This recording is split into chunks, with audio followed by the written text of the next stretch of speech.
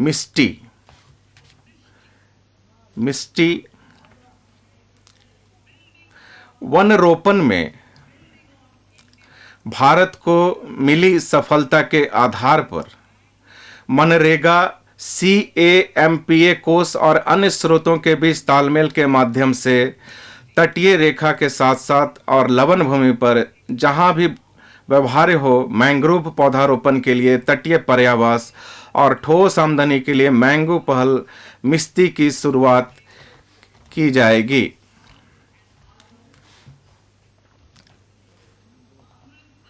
अमृत धरोहर आर्द्र भूमि जैव विविधता का धारण करने वाली अति महत्वपूर्ण पारिस्थितिकी तंत्र है। प्रधानमंत्री जी ने अपनी सबसे हाल के मन की बात में कहा है, अब मैं उसे उद्धृत करती हूं कि अब हमारे देश में रामसर साइटों की कुल संख्या बढ़कर 75 हो गई है, जबकि 2014 से पहले इनकी संख्या मात्र 26 थी।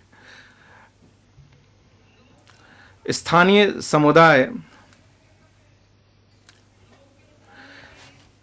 समुदाय संरक्षण के प्रयासों में हमेशा आगे रहे हैं।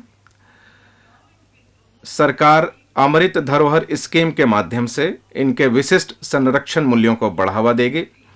इस स्कीम को आर्द्र भूमि के इष्टतम उपयोग को बढ़ावा देने तथा जैव विविधता, कार्बन स्टॉक, पर्यावरणीय पर्यटन के अवसरों तथा स्थानीय समुदाय के लिए आय सृजन बढ़ाने के लिए अगले 3 वर्षों में कार्यान्वित किया जाएगा।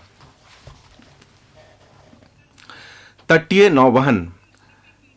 नौवहन को व्यवहार्यता अंतर निधियन के साथ सरकारी निजी भागीदारी PPP रीति के माध्यम से बढ़ावा दिया जाएगा, क्योंकि यह यात्रियों और माल भाड़े दोनों के लिए परिवहन की ऊर्जा कुशल एवं कम लागत वाली प्रणाली है।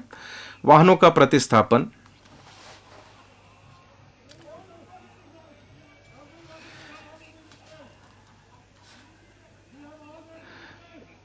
धन्यवाद। प्रदूषण करने वाले पुराने वाहनों को बदलना हमारी अर्थव्यवस्था को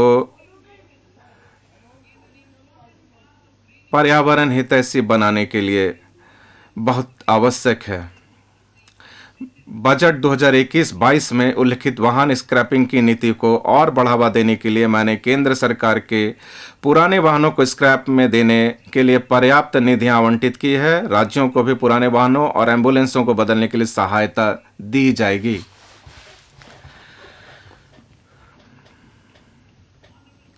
माननीय अध्यक्ष महोदय, अब मैं प्राथमिकता 6 पर आती हूँ। युवा शक्ति।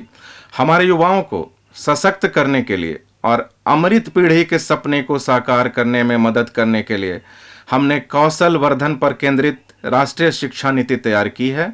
बड़े पैमाने पर रोजगार सृजन में सहायक आर्थिक नीतियां अपनाई हैं और व्यवसाय के अवसरों का समर्थन किया है।